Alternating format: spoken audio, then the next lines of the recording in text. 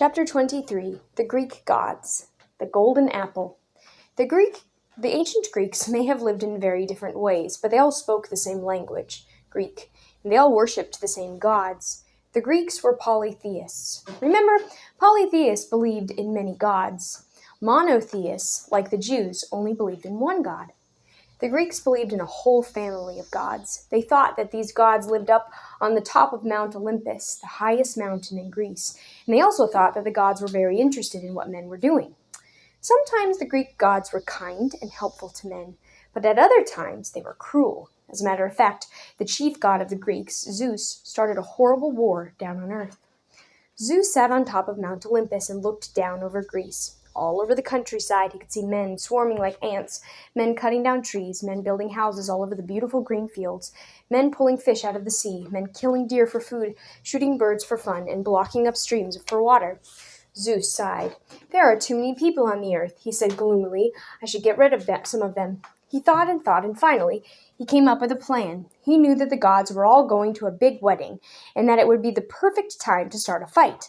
So he made a golden apple, so beautiful that it made the sun look dim, and wrote around the top, "For the most beautiful." Then he called Eris, the goddess of strife. "Here," he said, "take this apple to the wedding, and drop it on the floor in front of my wife Hera."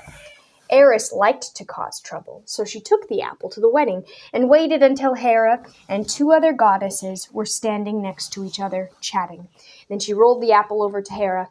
It bumped against Hera's toes, and she picked it up. "For the most beautiful," she read. "Why, thank you. That's obviously me." But the two goddesses were with her disagreed. Aphrodite, the goddess of love, twirled her shining golden hair around one hand and blinked her huge blue eyes. "Hera, my dear," she said sweetly, "I think the apple must be for me." "Oh, no," put in Athena, the goddess of war. She reached for the apple. "The apple is obviously for me." "No," Hera snapped, clutching the apple. "It's mine." The wedding guests all started to argue about which of the goddesses was the most beautiful. But then Hera said, "I know. Let's ask my husband to judge which of us deserves the apple. After all, he is the chief of the gods." Zeus was standing innocently by the punch bowl. "What?" he said. "How can I judge my own wife? No. You must ask a mortal man to judge you. Ask Paris, the prince of Troy. He is the handsomest man on earth. Surely he can decide who is the most beautiful among the goddesses."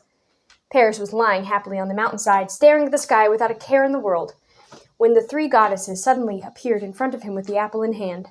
They demanded he judge them. Which was the most beautiful?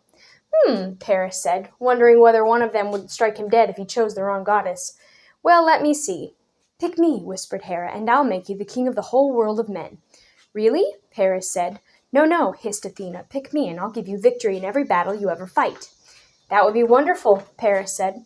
"Wait," said Aphrodite. "Pick me, Paris, and I will give you the most beautiful woman on earth." Paris's eyes lit up. "That's what I want," he said, and gave the apple to Aphrodite. Aphrodite went back to Mount Olympus with Hera and Athena behind her, grumbling and complaining.